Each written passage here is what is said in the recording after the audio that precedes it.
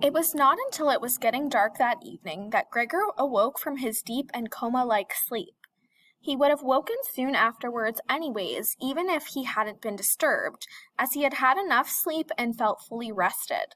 But he had the impression that some hurried steps and the sound of the door leading into the front room being carefully shut had woken him. The light from the electric street lamp shone palely here and there into the ceiling and tops of the furniture, but down below, where Gregor was, it was dark. He pushed himself over to the door, feeling his way clumsily with his antennae, of which he was now beginning to learn the value, in order to see what had been happening there. The whole of his left side seemed like one painful stretched scar, and he limped badly on his 2 rows of legs. One of the legs had been badly injured in the events of that morning. It was nearly a miracle that only one of them had been, and dragged along lifelessly.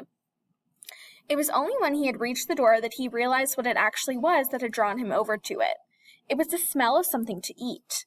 By the door there was a dish filled with sweetened milk with little pieces of white bread floating in it.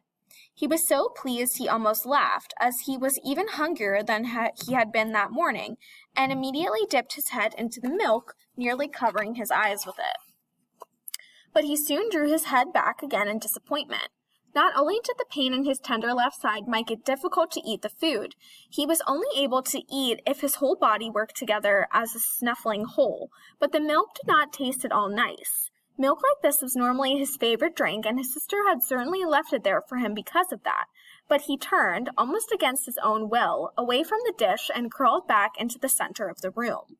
Through the crack in the door, Gregor could see that the gas had been lit in the living room. His father at this time would normally be sat with his evening paper, reading it out in a loud voice to Gregor's mother, and sometimes to his sister, but there was now not a sound to be heard. Gregor's sister would often write and tell him about this reading, but maybe his father had lost the habit in recent times. It was so quiet all around, too, even though there must have been somebody in the flat. What a quiet life it is that the family leads, said Gregor to himself, and gazing into the darkness, felt a great pride that he was able to provide a life like that in such a nice home for his sister and parents. But what now, if all this peace and wealth and comfort should come to a horrible and frightening end? That was something that Gregor did not want to think about too much, so he started to move about, crawling up and down the room. Once during that long evening, the door on one side of the room was opened very slightly and hurriedly closed again. Later on, the door on the other side did the same. It seemed that someone needed to enter the room, but thought better of it. Gregor went and waited immediately by the door, resolved either to bring the timorous visitor into the room in some way, or at least find out who it was. But the door was opened no more that night, and Gregor waited in vain. The previous morning, while the doors were locked, everyone had wanted to get in there to him, but now that it had been opened up, one of the doors and the other had clearly been unlocked some time during the day, no one came, and the keys were in other sides. It was not until late at night that the gas light in the living room was put out, and now it was easy to see that his parents and sister had stayed awake all that time, as they could be distinctly heard as they went away together on tiptoe. It was clear that no one would come into Gregor's room any more until morning. That gave him plenty of time to think undisturbed about how he would have to rearrange his life. For some reason, the tall, empty room where he was forced to remain made him feel uneasy as he lay there flat on the floor, even though he had been living in it for 5 years. Hardly aware of what he was doing other than a slight feeling of shame, he hurried under the couch. It pressed down on his back a little, and he was no longer able to lift his head, but he nonetheless felt immediately at ease, and his only regret was that his body was too broad to get it all underneath. He spent the whole night there. Some of the time he passed in a light sleep, although he frequently woke from it in alarm because of his hunger, and some of the time was spent in worries and vague hopes, which, however, always led to the same conclusion. For the time being, he must remain calm. He must show patience and the greatest consideration so that his family could bear the unpleasantness that he, in his present condition, was forced to impose on them. Gregor soon had the opportunity to test the strength of his decisions, as early the next morning, almost before the night had ended, his sister, nearly fully dressed, opened the door from the front room and looked anxiously in. She did not see him straight away, but when she did notice him under the couch, he had had to be somewhere, for God's sake. He couldn't have flown away. She was so shocked that she lost control of herself and slammed the door shut again from outside. But she seemed to regret her behavior as she opened the door again straight away and came in on tiptoe as if entering the room of someone seriously ill or even a stranger.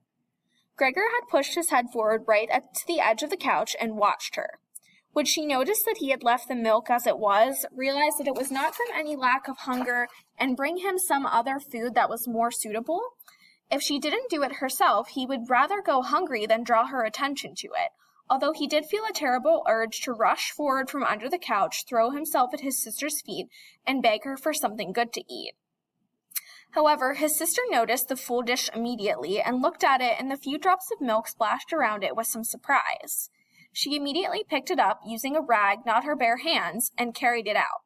Gregor was extremely curious as to what she would bring in its place, imagining the wildest possibilities, but he never could have guessed what his sister and her goodness actually did bring. In order to test his taste, she brought him a whole selection of things, all spread out on an old newspaper. There were old, half-rotten vegetables, bones from the evening meal, covered in white sauce that had gone hard, a few raisins and almonds, some cheese that Gregor had declared inedible 2 days before, a dry roll, and some bread spread with butter and salt.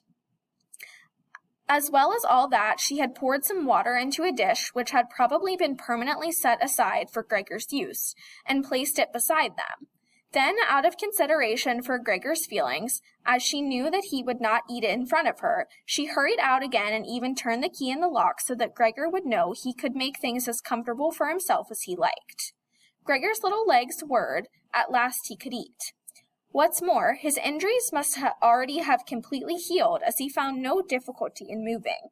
This amazed him, as more than a month earlier he had cut his finger slightly with a knife. He thought of how his finger had still hurt the day before yesterday.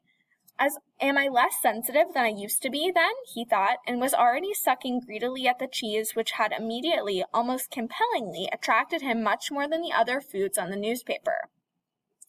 Quickly, one after another, his eyes watering with pleasure, he consumed the cheese, the vegetables, and the sauce.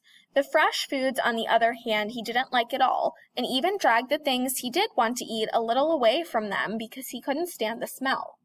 Long after he had finished eating and lay lethargic in the same place, his sister slowly turned the key in the lock as a sign to him that he should withdraw. He was immediately startled, although he had been half asleep, and he hurried back under the couch.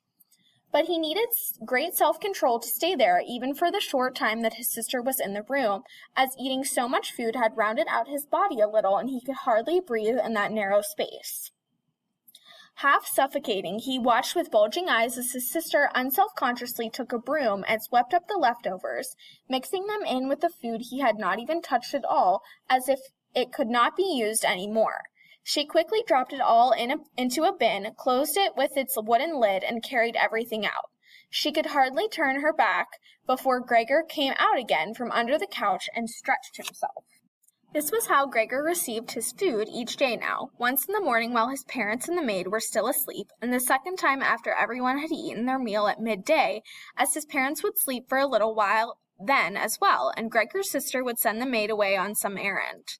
Gregor's father and mother certainly did not want him to starve either, but perhaps it would have been more than they could stand to have any more experience of his feeding than being told about it, and perhaps his sister wanted to spare them what distress she could, as they were indeed suffering enough. It was impossible for Gregor to find out what they had told the doctor and the locksmith that first morning to get them out of the flat. As nobody could understand him, nobody, not even his sister, thought that he could understand them, so he had to be content to hear his sister's sighs and appeals to the saints as she moved about his room.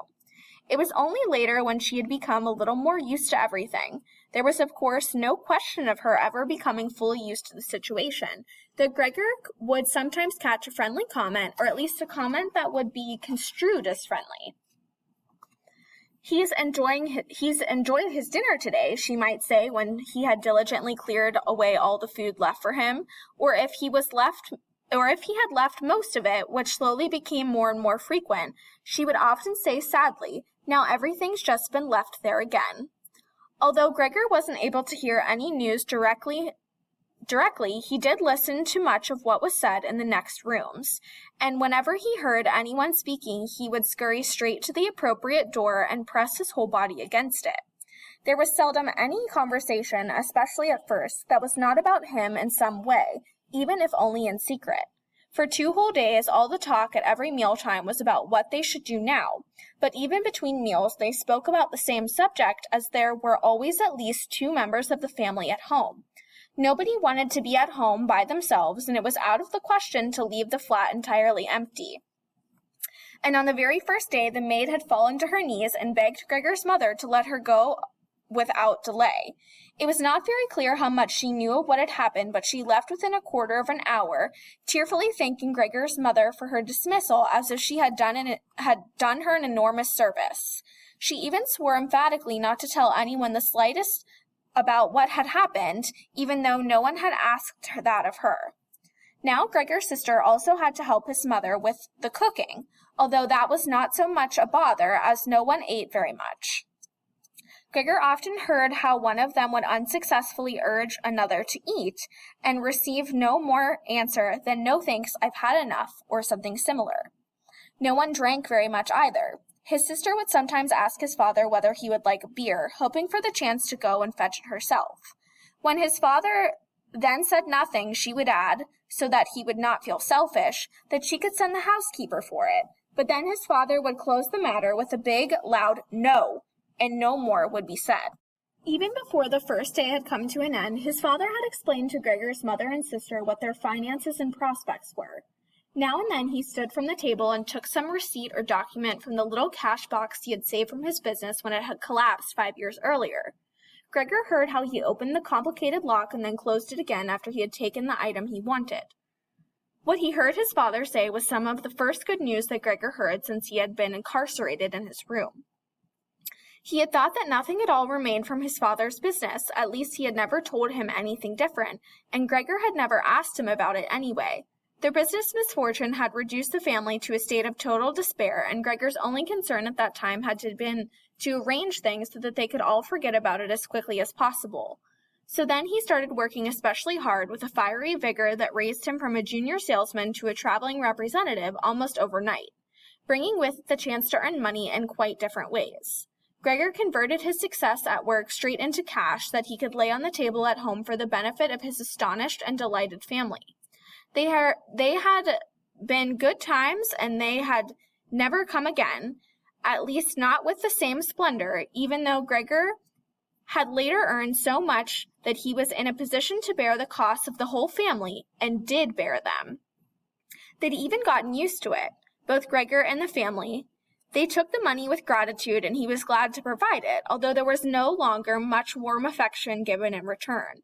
Gregor only remained close to his sister now. Unlike him, she was very fond of music and a gifted and expressive violinist. It was his secret plan to send her to the conservatory next year, even though it would cause great expense that would have to be made up for in some other way. During Gregor's short periods in town, conversation with his sister would often turn to the conservatory, but it was only ever mentioned as a lovely dream that could never be realized. Their parents did not like to hear this innocent talk, but Gregor thought about it quite hard and decided he would let them know what he planned with a grand announcement of it on Christmas Day. That was the sort of totally pointless thing that went through his mind in his present state, pressed upright against the door and listening. There were times when he simply became too tired to continue listening, when his head would fall wearily against the door and he would pull it up again with a start, as even the slightest noise he caused would be heard next door and they would all go silent. "What's that he's doing now?" his father would say after a while, clearly having gone over to the door, and often only then would the interrupted conversation slowly be taken up again.